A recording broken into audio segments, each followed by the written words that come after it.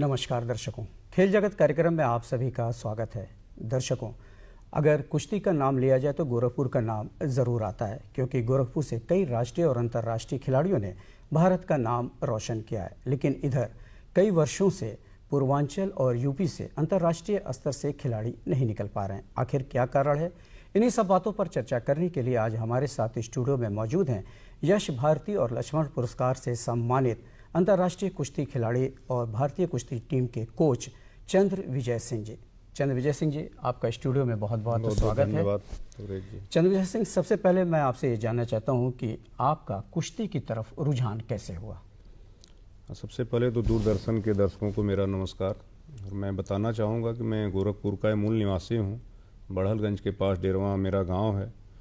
क्योंकि गांव के आसपास हमारा काफ़ी पहले से कुश्ती का बेल्ट रहा है। वहाँ कुश्ती काफ़ी पॉपुलर है, लोग कुश्ती करते थे पहले से। मेरे गांव में रेगुलर कुश्ती का अखाड़ा चलता था, अभी भी चल रहा है।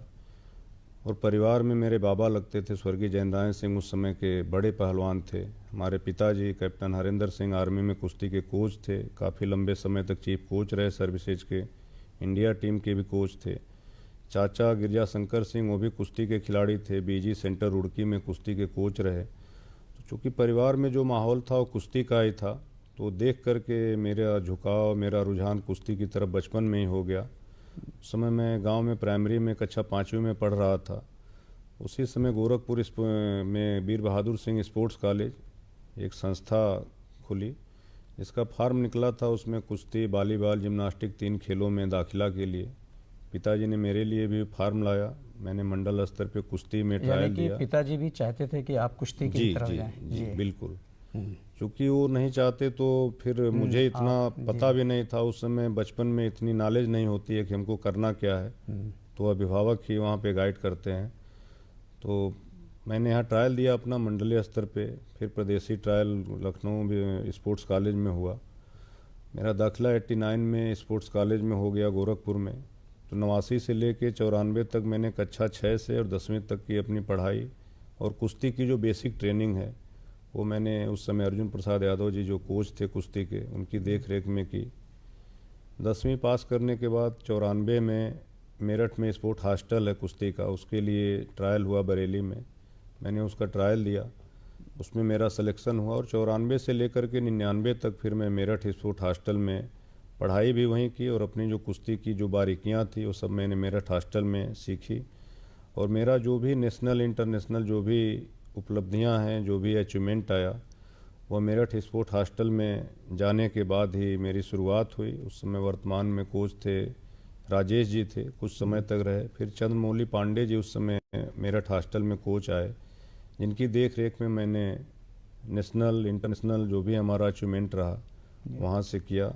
99 में फिर मैंने रेलवे ज्वाइन कर लिया। उसके बाद से मैं फिर रेलवे की तरफ से खेलने लगा और लगभग 2007 तक मैं फिर रेलवे की तरफ से खेलता रहा। यानी आपने कॉमनवेल्थ गेम में और रियो ओलंपिक तक का भी सफ़र किया। तो इतने जो सफ़र आपने किया उसमें कितनी कठिनाइयाँ आपको आई या कितना कठिनाइयों का सामना करना पड़ा आपको? से खेल ऐसी चीज़ है, मैं केवल कुश्ती की नहीं बात करूँगा, सभी खेलों में। क्योंकि जो समस्या मेरे सामने कुश्ती में आती हैं वही सारी समस्याएं अन्य खेलों में भी। जी हाँ, एथलेटिक्स है, कबड्डी है, हॉकी है, फुटबॉल है। क्योंकि मैं, आप लोग जानते भी हैं, आपके माध्यम से दर्शकों को भी बताना चाहूँगा, क्योंकि खेल में जो भी बच्चे आते हैं या तो मध्यम वर्गीय परिवार से आते हैं या उससे भी नीचे गरीब परिवार से आते हैं, या वो आते हैं जिनके परिवार में खेल का माहौल है, खेल का बैकग्राउंड है, उनके परिवार में कोई न कोई खिलाड़ी रहा हो, ऐसे बच्चे आते हैं। मैं कुश्ती में काफ़ी ऐसे बच्चों को जानता हूँ, काफ़ी जो हमारे साथी भी थे। शुरू में कुश्ती में लोग आते हैं, लेकिन कई बार कुछ ऐसी दिक्कतें आती हैं बीच में। जैसे शुरुआती ट्रेनिंग जो हमारी होती है, जब एज हमारी 12 साल 13 साल की है, उस एज में बहुत ज़्यादा डाइट की ज़रूरत नहीं होती है, कम डाइट में मेरा काम चल जाता है या जो भी खिलाड़ी आते हैं। लेकिन एक एज के बाद जब हम जूनियर एज ग्रुप में पहुँचते हैं, 18 साल 20 साल के जब हो जाते हैं, उस टाइम काफ़ी कुश्ती में ख़ास तौर से अच्छी खासी डाइट की ज़रूरत होती है। जो अगर बच्चे को परिवार से अगर अच्छा नहीं है, मजबूत नहीं है और कोई सपोर्ट अगर नहीं मिल रहा है, कोई मेजर इंजरी हो गई उसको और अगर उसका सही ट्रीटमेंट नहीं हुआ, प्रॉपर इलाज नहीं हुआ, तो ऐसे बहुत से खिलाड़ी हैं कि जो टैलेंटेड रहते हुए, अच्छे रहते हुए, और इन दिक्कतों की वजह से बीच में उनको खेल अपना छोड़ना पड़ता है। यानी अगर आपका कहना है कि अगर कुश्ती में आगे बढ़ना है तो आपको खान पान, जी, ये खान पान बहुत ही ज़रूरी चीज़ है। और ये गरीब लड़के अगर उनको खान पान नहीं मिल पाता है जी, तो जिसकी वजह से वो पीछे चले जाते हैं। जी। लेकिन खान पान का आपने जैसे बताया, तो खान पान में आखिर क्या चीज़ होनी चाहिए कि खिलाड़ी वो खाएं और अपनी तंदुरुस्ती बढ़ा सकें और आगे बढ़ सकें? खान पान का जैसे मेन वो है कि डाइट का पूरा एक चार्ट होता है। जी हाँ। मतलब शुरुआती टाइम में तो दूध है, सब हर घर में होता है, घी है, जी हाँ, अंडा है, जो शाकाहारी है, केला है, दूध, फल है, जो भी उस समय मौजूद है। मतलब शुरुआती उसमें काम चल जाता है। लेकिन मेरा कहना है कि स्टेज में, जूनियर में एज में आने के बाद केवल इस नॉर्मल उसमें, क्योंकि बादाम चाहिए, प्रॉपर रूटीन में चाहिए। मतलब गैप में कई बार होता क्या है कि 10 दिन हमने अच्छी डाइट खा ली, फिर कोई दिक्कत आ गई। जैसे कुश्ती का जो हमारा कल्चर है, काफ़ी बच्चे अखाड़ों में रहते हैं, अखाड़ों में रह के या किसी एकेडमी में रह के, हॉस्टलों में रह के अभ्यास करते हैं। तो जो गवर्नमेंट के हॉस्टल हैं, जो साई के हॉस्टल हैं, वहाँ पे रहने की, खाने की सुविधाएं मिलती हैं।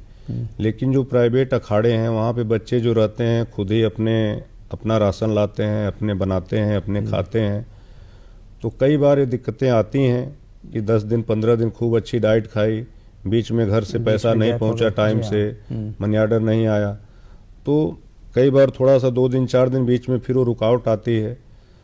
तो मेरा जैसे कुश्ती में मेरा जो अनुभव रहा है, डाइट रेगुलर रूटीन में जो भी हमारा डाइट है वो रेगुलर होनी चाहिए, और उसका जो भी एक डाइट प्लान बना हुआ है उसके हिसाब से होनी चाहिए। यानी उसको रेगुलर फॉलो करना पड़ा, क्योंकि ट्रेनिंग जो कोच हमारे हैं वो अपने पूरे प्लान के हिसाब से, जो उनका प्लान है, अपने रेगुलर जो चार्ट, उसके हिसाब से ट्रेनिंग कराएंगे, जो ट्रेनिंग प्लान है।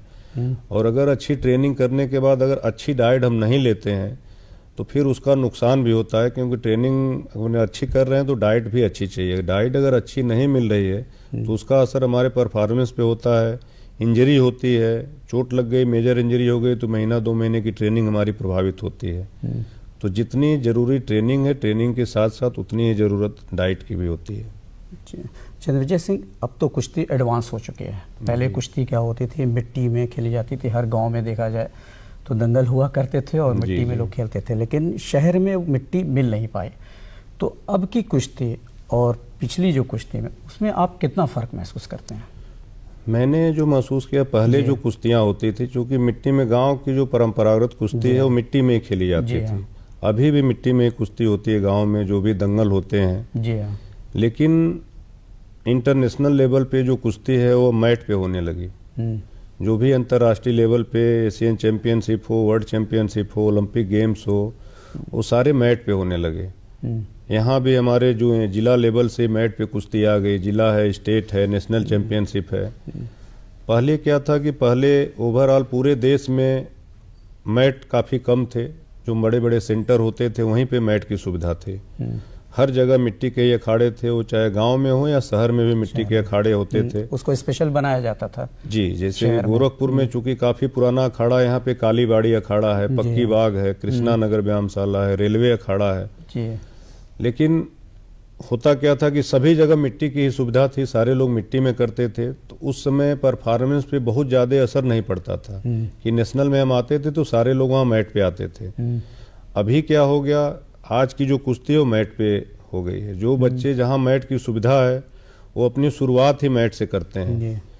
10 साल का बच्चा, कुश्ती की जो एज है 10 से 12 साल में शुरुआत की जाती है। तो जो बच्चा 10 साल की एज में, 11 साल की एज में अगर मैट पे अपनी शुरुआत कर रहा है तो उसकी जो बेसिक ट्रेनिंग है वो मिट्टी वाले अखाड़े के बच्चे से बहुत अच्छी उसकी होगी, उससे वो बेहतर होगी। जी। अब उसमें गांव में जो बच्चे हैं, जो गांव में मिट्टी के अखाड़े में ट्रेनिंग कर रहे हैं, बेसिक ट्रेनिंग 3 साल 4 साल उन्होंने गांव के मिट्टी के अखाड़े में किया जी। और सपोज जो 17 साल 18 साल के बाद वो मैट पे आता है, तो जो बच्चा 11 साल से मैट पे कर रहा है उससे और उसके परफॉर्मेंस में काफ़ी डिफरेंस रहेगा। क्योंकि जो मैट पे शुरू से कर रहा है उसका परफॉर्मेंस उससे अच्छा रहेगा। मिट्टी में जो बच्चा कर रहा है, जो मिट्टी के जो बच्चे हैं जो खेल के आते हैं और यहाँ पे जो मैट पे उनको मिलता है, तो यानी उसका मतलब उनके परफॉर्मेंस में मतलब जमीन आसमान का अंतर होता है कि थोड़ा बहुत अंतर होता है? मतलब जमीन आसमान तो नहीं कह सकते हैं, लेकिन ये आप हम बिल्कुल कह सकते हैं कि मतलब 70 और 100 का अंतर होता है जी। अगर जो मैट पे बच्चा अगर कर रहा है, अगर वो 100% परफॉर्मेंस दे रहा है, जो मिट्टी में करके आया है, अगर वो मैट की उसकी ट्रेनिंग नहीं है, वो उससे तगड़ा होते हुए भी और वो उससे कई बार लूज कर जाता है। कई ऐसी टेक्निक हैं जो मैट पे ही कराई जाती हैं, मिट्टी में वो टेक्निक नहीं की जाती हैं जी। तो मेरा विशेष रूप से यह कहना होगा, समय की जो मांग है अभी जी कि अगर कुश्ती में कैरियर बनाना है हमको, तो जितना जल्दी से जल्दी वो मैट पे तरफ हमको ध्यान देना पड़ेगा कि जो बच्चे हैं वो तुरंत जितना जल्दी वो मैट से शुरुआत करें, अपनी ट्रेनिंग मैट पे शुरू करें।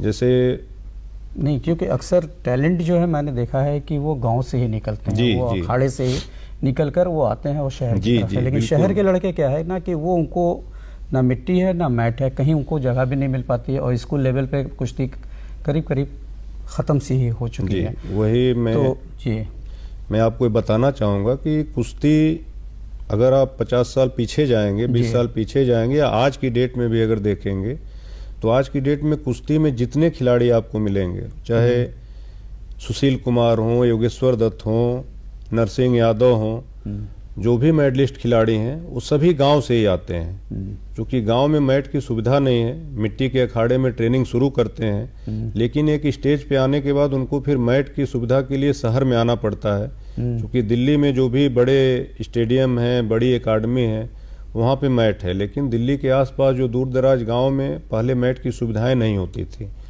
वही चीज़ अभी हमारे गोरखपुर में है, गाँव देहात में जहाँ भी हैं सब जगह मिट्टी के अखाड़े हैं। लेकिन साल 2 साल करने के बाद फिर वो बच्चे शहर में आते हैं, और शहर में चूंकि मैट की सुविधा है इसलिए अपना क्वार्टर लेके रहते हैं। कुछ बच्चे जो गवर्नमेंट की स्पोर्ट्स कॉलेज हैं, स्पोर्ट हॉस्टल हैं, उसमें करते हैं। लेकिन अगर कुश्ती को आगे और ऊपर ले जाना है, बढ़ाना है, तो एज ए कोच मेरी ये राय है, सुझाव है कि जहाँ भी मिट्टी के अखाड़े हैं उस पर ज़्यादा से ज़्यादा कोशिश करके मैट की सुविधाएं प्रोवाइड कराई जाएं। कि मैट की सुविधा और कोच, मतलब ये बहुत ही ज़रूरी है, क्योंकि बहुत से अखाड़े हैं जहाँ रेगुलर बच्चे भी आते हैं, रेगुलर मेहनत कर रहे हैं, लेकिन वहाँ कोच नहीं है कि उनको प्रॉपर कोई गाइड करने वाला नहीं है कि उनको कितनी ट्रेनिंग करनी है, क्या करना है। और मैट नहीं होने की वजह से मिट्टी में इंजरी भी ज़्यादा होती है। तो गांव में भी अगर मैट की सुविधा हो जाएगी तो वही बच्चे फिर गांव में करके और वही बच्चे शहर में आएंगे, यहाँ भी मैट की सुविधा मिलेगी, तो उनके परफॉर्मेंस में भी काफ़ी सुधार आएगा। यानी गांव के लड़के बिना कोच के वो अपने मर्जी से जैसे चाहे वो वैसे खेलते हैं। मतलब मैंने देखा है, चूंकि हम लोग गांव से टैलेंट को आखिर निखारने के लिए, उनको देखने के लिए जी कि अब तो ये गांव का लड़का आपने देखा, जज किया कि भाई ये लड़का बहुत ही अच्छा है, इसको अगर मैं आगे बढ़ाऊं तो ये आगे निकल जाएगा। लेकिन उसको जज करने के लिए वो जज कौन करे? उसका जैसे मेरा जो अपना मानना है, जैसे जो कुश्ती में चूंकि मैं जो भी सिलेक्शन ट्रायल होते हैं मैक्सिमम में मैं रहता हूँ, लोकल लेवल पे जो भी होते हैं, जैसे हम लोग जाते हैं गांव में, दंगलों में जाते हैं, दंगल होता है तो जैसा आपने बताया कई बच्चे रहते हैं, छोटे बच्चे हैं, काफ़ी अच्छी कुश्ती लड़ते हैं दंगलों में। उनको हम लोग खुद आकर बुला करके पूछते हैं, मोटिवेट करते हैं। जैसे स्पोर्ट्स कॉलेज जो संस्था है, स्पोर्ट्स कॉलेज के फार्म निकलते हैं हमारे, जनवरी फरवरी के आसपास निकलते हैं ट्रायल के, तो उन बच्चों को सर्च करके उनके गार्जियन को, जो भी उनके अखाड़े में वो सीनियर कोई खिलाड़ी है, उनको बताते हैं कि इस बच्चे का फार्म डलवाइए, या उनको गोरखपुर में जहाँ मैट की सुविधा है यहाँ पे ले आते हैं। इसी तरह मेरा मानना यह है कि हर खेल में जो भी लोग इसमें सीनियर लोग हैं या जो भी उनके संघ से जुड़े लोग हैं, तो जहाँ भी जिला स्तर पे, ब्लॉक स्तर पे अगर इस तरह का आयोजन हो रहा है तो उसमें से सर्च करके उन्हीं बच्चों को आगे लाएं। क्योंकि अभी स्कूल लेवल पे जो गेम होते हैं, मैंने जो देखा है, जैसे ब्लॉक लेवल पे होता है अभी, लेकिन कई बार मतलब सही समय पे बच्चों को सूचना नहीं मिल पाती है कि ट्रायल हमारा कब है, सिलेक्शन ट्रायल कब होना है। जी, आपने ये बिल्कुल सही कहा। जैसे पहले क्या होता था कि अक्सर स्कूल लेवल पे टूर्नामेंट होते थे, खेल होते थे, अक्सर एक मंडल हो रहा तो टीमें आ रही हैं और हर स्कूल पे ही टूर्नामेंट हुआ करते थे। उसमें कितने टैलेंट जो है वो निखर के सामने आते थे। लेकिन जो आप अभी बता रहे हैं, ये बिल्कुल सही कह रहे हैं कि अब वो चीज़ें अब नहीं रही हैं, मतलब अब कम हो गई हैं। जैसे अभी क्या है कि जो भी टूर्नामेंट होता है सब लोग कोशिश करते हैं कि शहर में ही करा लिया जाए। कई बार होता है गोरखपुर में कोई टूर्नामेंट हम करा रहे हैं तो हो सकता है कौड़ीराम, बड़हलगंज, गगहा, गोला के जो बच्चे हैं उनको सूचनाएं नहीं पहुंच पाती हैं प्रॉपर समय से, तो वो बच्चे पता लगा यहाँ टूर्नामेंट हमारा ट्रायल ख़त्म हो गया, तब उनको पता चला। तो ब्लॉक लेवल पे अगर ट्रायल करा करके फिर उनको जिला लेवल पे लाया जाएगा तो इस तरह से कि क्या है कि ज़्यादा से ज़्यादा बच्चे उसमें पार्टिसिपेट करेंगे और ज़्यादा से ज़्यादा जो टैलेंटेड बच्चे हैं गांव देहात में वो सब उसमें निकल के ऊपर आएंगे। यानी ये कोशिश करनी पड़ेगी तभी वो टैलेंट निकल के सामने आएगा। चंद्रविजय सिंह, आपने तो पूरी दुनिया घूमी है कुश्ती में, जो है सारे खिलाड़ियों को आपने देखा होगा, तो यहाँ के पहलवान और बाहर के जो पहलवानों में क्या अंतर महसूस करते हैं?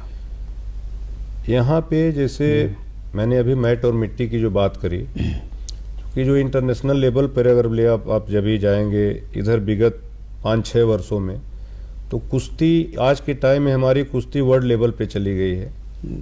कोई ओलंपिक, कोई अभी पिछले 2008 के बाद से कोई ओलंपिक खाली नहीं गया जिसमें कुश्ती ने मेडल ना जीता ओलंपिक में।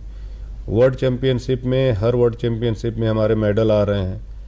सब जूनियर अभी एशियन चैंपियनशिप में भारत की टीम चैंपियन हुई थी एशिया में। इंटरनेशनल लेवल पे अभी हर इवेंट में मेडल हमारे आ रहे हैं। लेकिन अगर आप भारत में बात करेंगे, जैसे इंडिया में खास तौर से, चूंकि हम लोग यहाँ गोरखपुर के रहने वाले हैं, तो मैं पूरा पूर्वांचल की बात करूँगा कि कुश्ती में कई बार पूछा जाता है, प्रेस के लोग भी पूछते हैं काफ़ी लोग कि भाई अपना पूर्वांचल में कुश्ती में रिजल्ट नहीं आ रहा है। मैं यह कहना चाहूँगा कि अभी जो कुश्ती है वो सब मैट पे आ गई है। सारे कंपटीशन, सारे टूर्नामेंट, सारे इवेंट अब मैट पे होने लगे हैं। लेकिन मैट की सुविधाएं जितनी होनी चाहिए उतनी सुविधाएं है नहीं, चूँकि कुश्ती आज भी गांव में ज़्यादा है। तो गांव में जहां सेंटर चल रहे हैं, अखाड़े चल रहे हैं, तो वहां पर भी अगर मैट की फैसिलिटी बढ़ा दी जाए तो मेरा मानना है कि परफॉर्मेंस में ऑटोमेटिक एक सुधार आ जाएगा। क्योंकि दिल्ली में क्या है कि दिल्ली, हरियाणा दिल्ली से नज़दीक है, वहाँ आस पास जो भी प्राइवेट लेवल पे काफ़ी एकेडमी बन गई। काफ़ी लोगों ने प्राइवेट लेवल पे एकेडमी बना रखी है जिसमें मैट की सुविधाएं हैं, जिम है। वो चीज़ें अभी अपने तरफ डेवलप नहीं हो पाई हैं कि प्राइवेट एकेडमी कोई बनाए या उसमें सारी फैसिलिटी हो, सुविधाएं हो। जो हमारी सुविधाएं हैं, स्पोर्ट्स कॉलेज सोसाइटी है, स्पोर्ट हॉस्टल हैं, रेलवे स्टेडियम है, इस तरह के जो संस्थान हैं उन्हीं के पास मैट है और वहीं पे मैट की सुविधा है। पंजाब में, हरियाणा में, मतलब मुझे लगता है कि कम से कम 50 ऐसे अखाड़े सेंटर हैं जिसमें मैट की सुविधाएं हैं। तो उसका भी एक फ़र्क पड़ रहा है कि जिससे परफॉर्मेंस कहीं ना कहीं उससे हम थोड़ा सा पिछड़ जा रहे हैं कि मैट की सुविधा अगर थोड़ा ज़्यादा से ज़्यादा और बढ़ेगी तो परफॉर्मेंस में ऑटोमेटिक सुधार अपने आप आने शुरू हो जाएंगे। यानी इंटरनेशनल लेवल पे देखा जाए तो वहाँ पर अखाड़े नहीं है, सीधे शुरू से ही वो मैट पे ही प्रैक्टिस कराते हैं, जिसकी वजह से वो अंतर्राष्ट्रीय लेवल पर वो जा रहे हैं। लेकिन इधर भी आपने अभी बात किया कि जो है पूर्वांचल में और यूपी से वो पहलवान नहीं निकल पा रहे हैं इधर, जितने इधर से निकलते थे गोरखपुर से और पूर्वांचल से जो है। लेकिन इधर अब मैं देख रहा हूँ कि हरियाणा का नाम ज़्यादा आ रहा है जी। तो क्या कारण है इसके?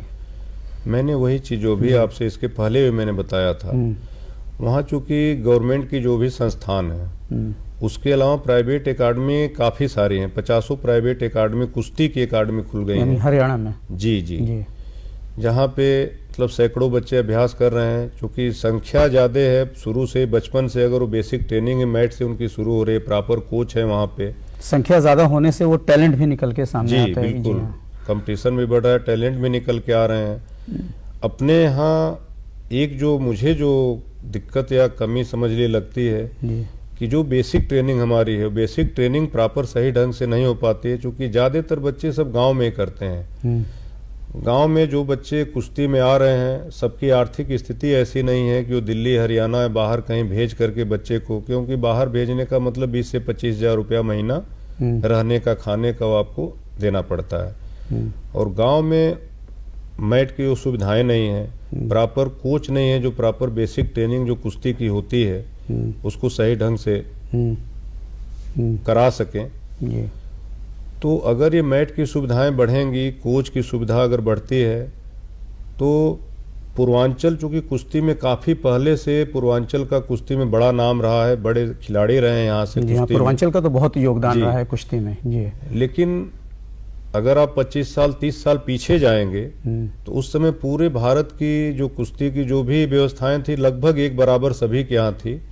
हर जगह मिट्टी के अखाड़े थे, तो सारे लोग मिट्टी में करते थे। उस समय मैट पे आते थे तो वहां भी ऐसा नहीं कि कोई मैट की ज्यादा ट्रेनिंग करके, ऐसा भी एक बराबर होते थे। तो उस समय हमारे भी खिलाड़ी जो यहाँ पूर्वांचल से जो भी लोग जाते थे उनका भी परफॉर्मेंस कहीं से कम नहीं रहता था। अभी विगत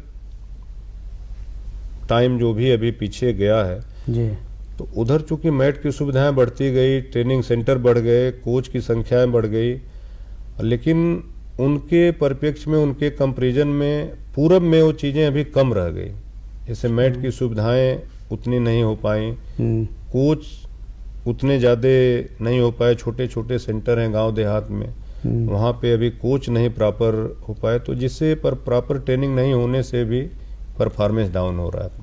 अच्छा, कुश्ती तो बहुत से प्रकार की, तो फ्री स्टाइल कुश्ती है और बहुत से, ये ग्रीको रोमन कुश्ती क्या होती है? जी जी, इससे ग्रीको रोमन फ्री स्टाइल में जो मेजर जो उसमें जो अलग अलग जो कैटेगराइज किया गया है, फ्री स्टाइल में आप ओवरऑल पैर से नाखून से लेके सिर तक, मतलब पूरे बॉडी पार्ट का यूज है।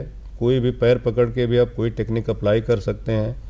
जो मेजर चेंज है इसमें ग्रीको रोमन में है कि जो बेल्ट जहां बांधा जाता है, कमर से ऊपर का जो हिस्सा है जी, हम केवल उसी हिस्से पर टेक्निक अप्लाई कर सकते हैं। पैर पकड़ के गिराना नहीं है, पैर का कहीं टेक्निक में यूज नहीं करना है, पैर केवल सपोर्ट के लिए है। मतलब जो भी टेक्निक हम करेंगे वो सब कमर से ऊपर की जो टेक्निक है उसी को अप्लाई करेंगे। तो ग्रीको में और फ्री में मेजर चेंज यही है। फ्री में आप अपने जैसे चाहिए आप कुछ लिए, लेकिन ये कमर के ऊपर है ग्रीको रोमन में कमर से ऊपर। अच्छा, क्या किया जाए कि पूर्वांचल से कुश्ती आगे बढ़ सके? अभी मेन जो है, चूंकि बच्चे जो भी, एक तो यहाँ पे कई बार मैंने देखा है कि काफी लेट एज में बच्चे आते हैं कुश्ती में, 14 साल 15 साल की एज में शुरू करते हैं। तो मेरा ये मानना है कि जो भी लोग कुश्ती में अगर रुचि है, कई बार होता क्या है, मैंने देखा है कि बच्चे की रुचि कुश्ती में है लेकिन अभिभावक उसको कि नहीं इसको क्रिकेट में डालना है या फुटबॉल में डालना है या बैडमिंटन में डालना है। तो मैं यह जरूर करना चाहूँगा कि जो भी अभिभावक हैं, बच्चों का जिसमें इंटरेस्ट हो, जिसमें उनका बॉडी स्ट्रक्चर फिट बैठता है कि ये इस गेम के लिए फिट है, उसको जरूर प्रोत्साहित करें, उस गेम के लिए उसको मोटिवेट करें। और कुश्ती 10 से 12 साल की एज में ही जिनको कुश्ती में आना है, कैरियर बनाना है, तो अपने बच्चे को उसमें कुश्ती में डालें। और प्रॉपर जहाँ रेगुलर ट्रेनिंग होती हो, जहाँ प्रॉपर मैट की सुविधा हो, कोच हो, तो वहाँ पे बच्चे को डालें कि प्रॉपर उसकी जो बेसिक ट्रेनिंग है वो अच्छे ढंग से हो पाए।